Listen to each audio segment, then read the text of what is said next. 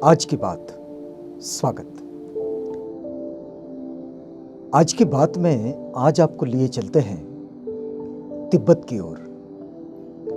तिब्बत बौद्ध साहित्य, बौद्ध धर्म, बौद्ध संस्कृति और बौद्ध जीवन शैली इसका एक विशिष्ट उदाहरण है। वैसे आज तिब्बत की जो स्थिति है, उसकी भौगोलिक स्थिति को छोड़कर उसके राजनीतिक परिदृश्य की बात करें तो वो आप सबके सामने है। लेकिन तिब्बत को वास्तव में बुद्ध धम्म की भूमि के रूप में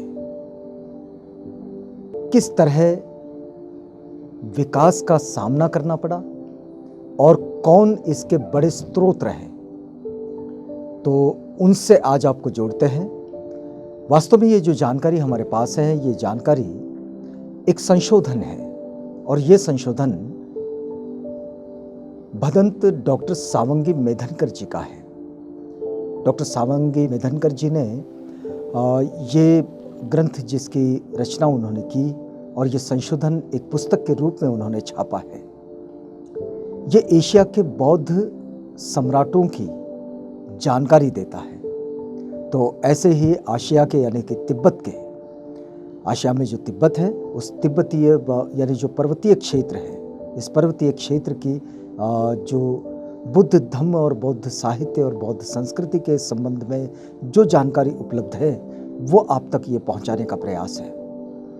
आइए, तिब्बत की बात जब होती है तो स्त्रोंग स्तंग गंपो ये एक बड़े महान बौद्ध सम्राट का नाम आता है।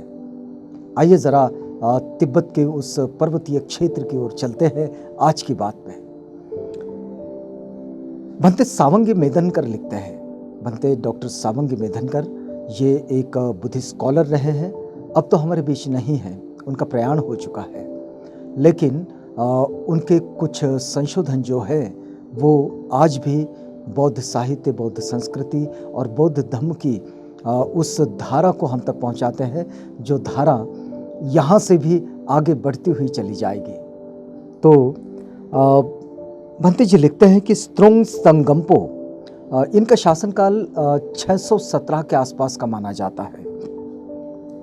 ये भोट प्रदेश के, भोट यानी कि तिब्बत का जो पुरातन नाम है वो है भोट। तो भोट प्रदेश के प्रथम सम्राट थे और उन्होंने घुमंतु जाति को, वक्त भी ऐसा ही था कि बहुत सारे कबीले जो एक क्षेत्र से दूसरे क्षेत्र में, दूसरे क्षेत्र से तीसरे क्षेत्र में इधर उधर घूमते रहते हैं, तो घुमंतु जातियों को राजनीति, संस्कृति, भाषा, साहित्य और धर्म दिया और एक असभ्य जंगली कबीले को सुसंस्कृत बनाया। ये वो पहले सम्राट थे। नाम उनका स्त्रोंग स्तंग गंपो, और वो भोट देश का निर्माता और राष्ट्रपिता था।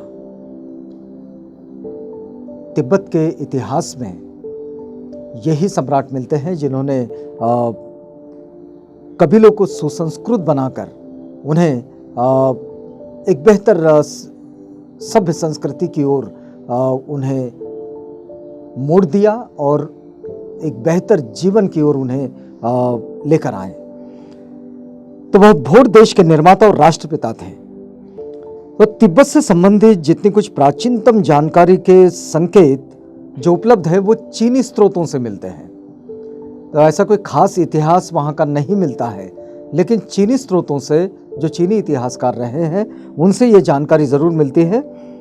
सन म्यो से सन वै तक सम्राट शुन, जो कि 2255 ईसा पूर्व उनका समय माना जाता है, इनके द्वारा लिखित लेख प्रमाण से सन म्यो से सन वै तक सम्राट शुन, इनके द्वारा लिखित जो लेख प्रमाण है उनसे ये सामग्री प्राप्त होती है। और चीनी जो इतिहासकार हैं, जिन्हें भूमि विशेषज्ञ भी कहा जाता है, भौगोलिक क्षेत्र का उनका अच्छा खासा अभ्यास भी रहा है, और सन वै वे इसी प्रदेश को तिब्बत की पर्वतीय भूमि मानते हैं। उनके पश्चात चीनी काव्य तिब्बत को क्यांग कबीले का देश बतलाते हैं। चीनी काव्यों में जो तिब्बत का उल्लेख मिलता है वो मिलता है क्यांग कबीले के रूप में। पश्चिम के पहले जो इतिहासकार है, विशेषज्ञ भी है, वे हेरोडोटस, ये ईसा पूर्व 500 में इन्होंने सबसे पहले तिब्बत का उल्लेख किया है। ईसा पूर्व 500 में इन्होंने उल्लेख किया है और उसने भारतीय परंपरा के अनुसार लिखा है कि भारत के उत्तर में स्वर्ण खोदने वाली चींटियां पाई जाती हैं। इस पर्वतीय क्षेत्र का उल्लेख उन्होंने कैसा किया है, देखिए, भारत के उत्तर में स्वर्ण खोदने वाली चींटियां पाई जाती है जो कुत्ते से छोटी और सियार से बड़ी होती है। इन्हीं चींटियों को बाद में गिलहरी बताया गया। तो तिब्बत के संबंध में सबसे प्रामाणिक जानकारी हमारे पास जो इस वक्त उपलब्ध होती है वो 7वीं शताब्दी से मिलती है। लेकिन जिस समय तातांग सम्राट का राज्य विस्तार पश्चिम की ओर फैला तो उस समय फान साम्राज्य से मिलीजुली राजनीति अपनाई गई। ये पश्चिम की ओर ये जो साम्राज्य फैला, यानी कि ये ईस्वी सन 614 की बात, तो इस समय फान साम्राज्य से मिलीजुली राजनीति वहां अपनाई गई और इसी काल में उसके शक्तिशाली पड़ोसी ने सर्वप्रथम उसकी ओर ध्यान दिया। तो फान प्राचीन उच्चारण के अनुसार इसका जो दूसरा शब्द है वो है तोब्बो। यह तिब्बत का चीनी नाम है। चीनी में तिब्बत को तोब्बो इस तरह से लिखा गया है। तो का मतलब होता है पहाड़ी प्रदेश। तो का मतलब पहाड़ी प्रदेश, और जो तिब्बती शब्द का स्वर है, ध्वनि है, वो